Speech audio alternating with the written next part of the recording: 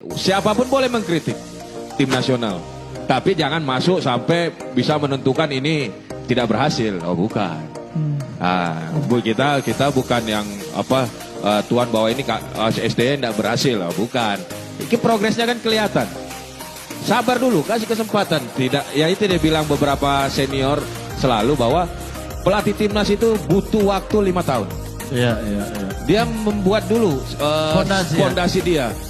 Nah, ketika target 5 tahun dia tidak mendapatkan apa ya, berarti dia gagal. Ini kan baru 4 tahun. Ya. Berikan kesempatan Coach Sintayong membuat fondasi dia, memilih pemain sesuai kebutuhan dia sampai pemain-pemain keturunan itu bisa membela Indonesia. Jadi bukan naturalisasi ya, pemain keturunan punya hak juga untuk memilih warga negara. Karena kan otomatis dari kakek, dari neneknya, dari orang tuanya. Nah, memang saya pernah protes ketika pemain naturalisasi tidak mempunyai keturunan, ya masa kita diem ya.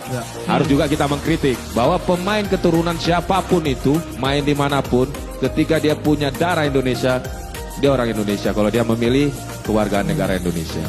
Misalnya kayak Hubner juga kan, artinya dia masih di timnas U21 Belanda, tapi dia memilih untuk karena ada darah Indonesianya. Dia memilih itu bisa jadi kan nanti ketika dia senior dia memilih Belanda dan progresnya ada. Betul. Main di Wolves gitu. Tapi dari sekarang dia sudah memilih untuk bermain buat Indonesia, menutup karirnya untuk main di timnas Belanda gitu kan. Berarti kita harus apresiasi. Betul. Kalau progresnya Bang? Nah, progres kita bisa lihat bahwa beberapa tahun ini ya cara bermain kita terus ketika ketemu tim-tim besar itu tidak down duluan.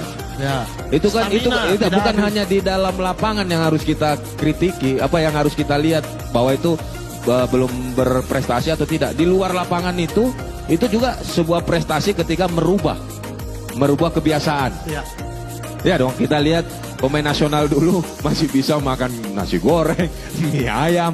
Sekarang zaman STY makan sembarang kalian coret. Itu kan sebuah keberhasilan juga yang harus dinilai. Jangan kita tutup mata. Itu bukan hanya di lapangan. Sampai menit terakhir. Nah, saya rasa ya berikan kesempatan karena belum cukup 5 tahun. Ya kan Piala Asia ini, setelah Piala Asia mudah-mudahan insya Allah ini sebentar lolos. Nah, baru tahun berikutnya ketika tidak memberikan piala baru kita bisa bahwa Coach Sintayong sudah selesai masa jabatan di PA untuk pegang tim nasional Indonesia. Tapi kalau dia lolos 16 besar ini apa yang harus kita berbuat? Pastikan kita lanjut lagi 4 tahun. Kenapa? Sejarah dia buat. Iya, sejarah.